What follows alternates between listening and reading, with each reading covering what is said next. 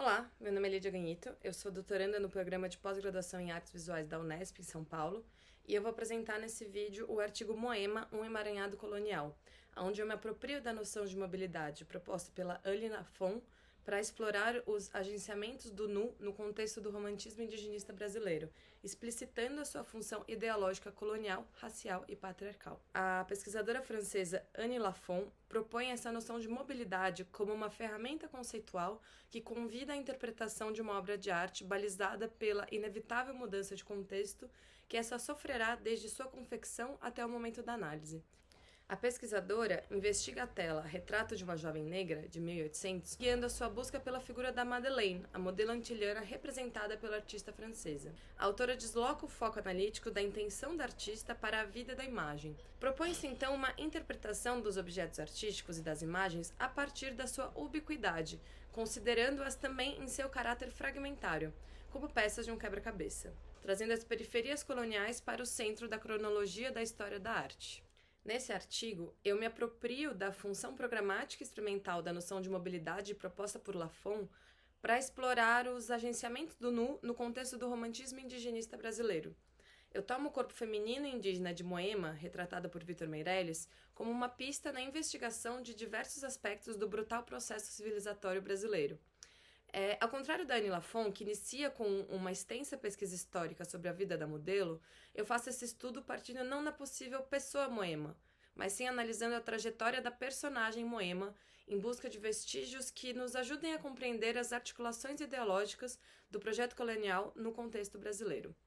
Atualmente, essa pintura encontra-se exposta no Acervo em Transformação, ao lado da pintura Natureza Morta 1, de Denilson Baniwa, um artista indígena que aborda justamente as questões de corpo e território. As duas obras dialogam pela coincidência formal do corpo indígena morto e demonstram que o conflito perdura. O romantismo brasileiro teve como programa político a criação de uma estética nacionalista que valorizava a face heróica dos mitos de origem nacional.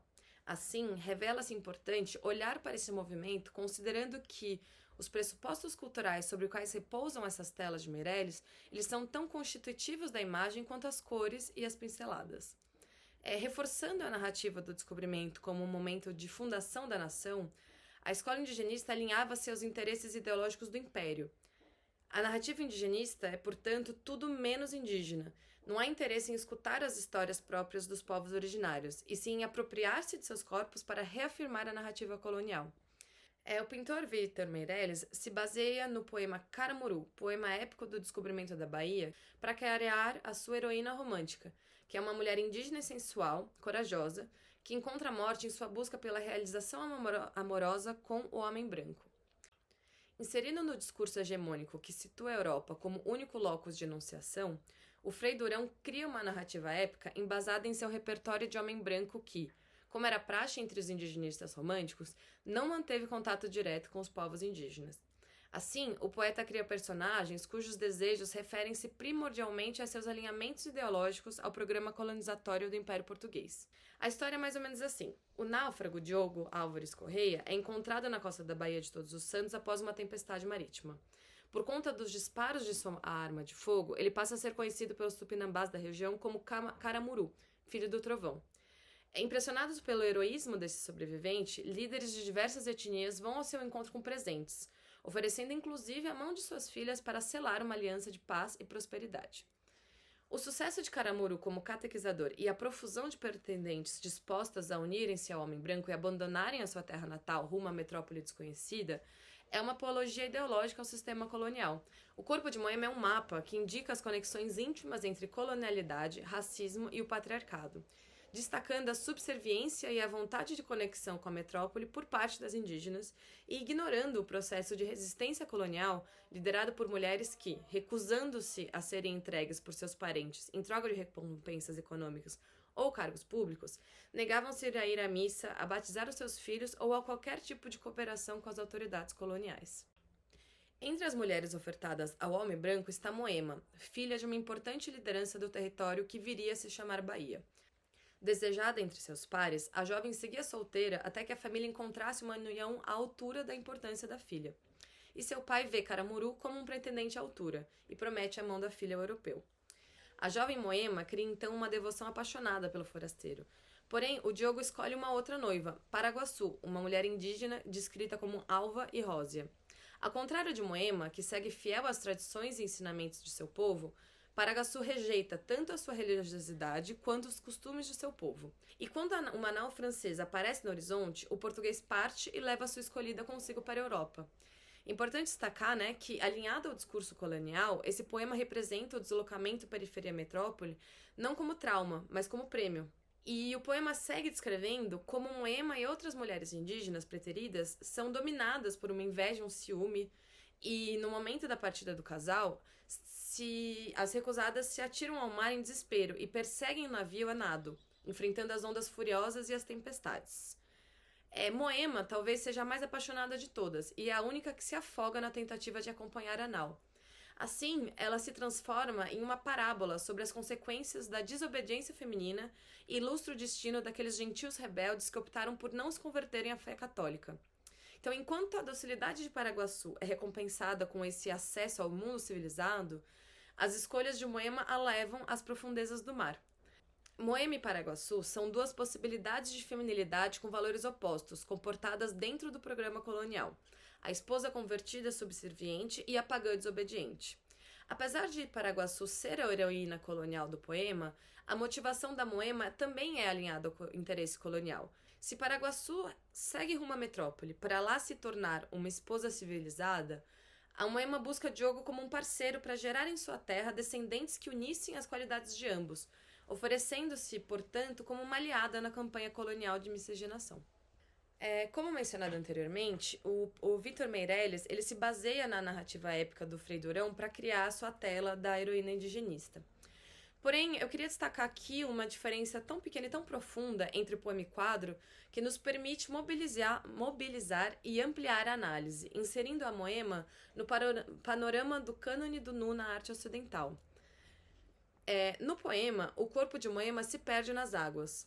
Contudo, o pintor escolhe por representar a Moema inerte e de volta à terra firme, idealizando uma cena que não está contida no poema original, valendo-se da nudez indígena para articular-se na tradição das mulheres inertes, passivas e entregues ao olhar do homem branco que integram os cânones do nu europeu.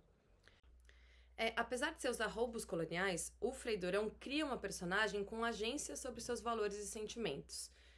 Ainda que de forma talvez incoerente com o que seriam os valores reais de seu povo, a Moema do poema é dada agência ou agilidade, porque tudo no poema aponta para um estado de agitação tempestuosa, das suas braçadas vigorosas, a forma como Moema agarra-se ao leme para tentar mudar a direção da embarcação. Muito diferente da Moema de Meirelles, que está deitada à beira-mar, quase completamente despida, dialogando, portanto, com uma extensa tradição do nu que joga com os limites entre erotismo e pudor. Na Moema de Meirelles, tudo é delicado. A violência e a dramaticidade da cena do afogamento são apagadas, não deixando nenhum indício de sofrimento ou aflição. No mesmo ano em que Vítor Meirelles pintou Moema, ocorria na França a famosa Batalha de Nus, quando a sociedade francesa se defrontou com duas interpretações bem distintas do cânone. Enquanto no salão oficial Alexandre Cabanel é aclamado pela crítica e público pelo seu Nascimento da Vênus, o Manet expõe no Salão dos Recusados o polêmico Almoço na Relva. Moema, contudo, parece relacionar-se mais com o conservadorismo estilístico de Cabanel do que com as investigações disruptivas de Manet, sendo inclusive possível encontrar similaridades formais entre as poses de Vênus e Moema. Ambas as mulheres são retratadas em uma lânguida posição à beira-mar, mas enquanto Moema vira o rosto para longe deste, a Vênus encara o espectador com os olhos entreabertos, iniciando talvez um lento processo de empoderamento no olhar da mulher retratada do nu, que culmina na questionadora Olímpia.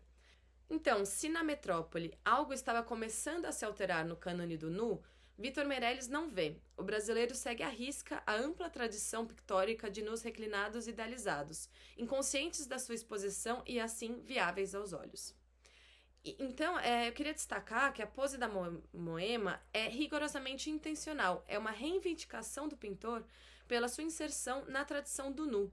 Nos estudos, vemos que Meirelles avaliou diversas possíveis posições para o corpo de Moema. Nesse desenho de 1866, a gente vê a Moema de costas, com o rosto escondido nos braços e a cabeça voltada para o mar.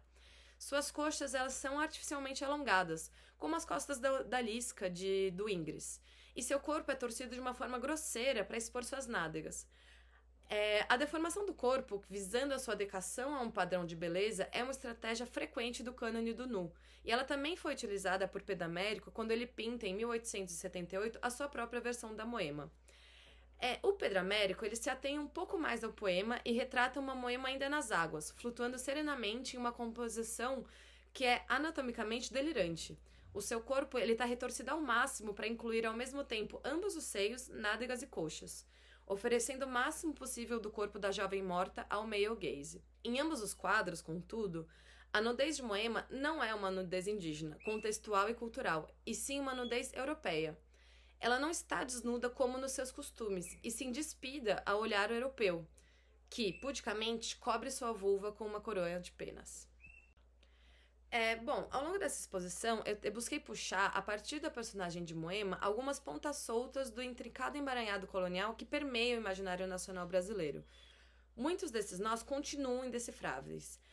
Como eu afirmei anteriormente, apesar do quadro trazer um nome indígena e trazer referências visuais a traços fenotípicos e adereços indígenas, essas telas não podem de maneira alguma ser compreendidas como uma representação do sujeito indígena. As representações visuais de Moema são parábolas da colonização, que devem ser mobilizadas em diálogo interseccional com outros marcadores sociais da diferença, como gênero e raça. Refletindo sobre a pesquisa da Annie Lafon, eu me pergunto, quem será que terá sido a modelo da Vítor Meirelles? Seria ela uma mulher indígena? Ou talvez uma mulher branca? Ou uma mulher negra escravizada? Será que seria possível resgatar, por detrás da colcha de retalhos de esquecimento colonial, informações sobre a vida dessa mulher, se ela existiu?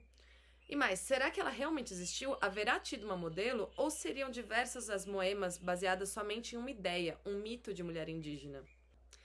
E pensando nos deslocamentos e mobilidades propostos por Annie Lafon, eu sugiro que nos atentemos a quão perturbador, considerando os contextos de colonização e racismo, é uma representação sensual de um corpo morto de uma mulher indígena.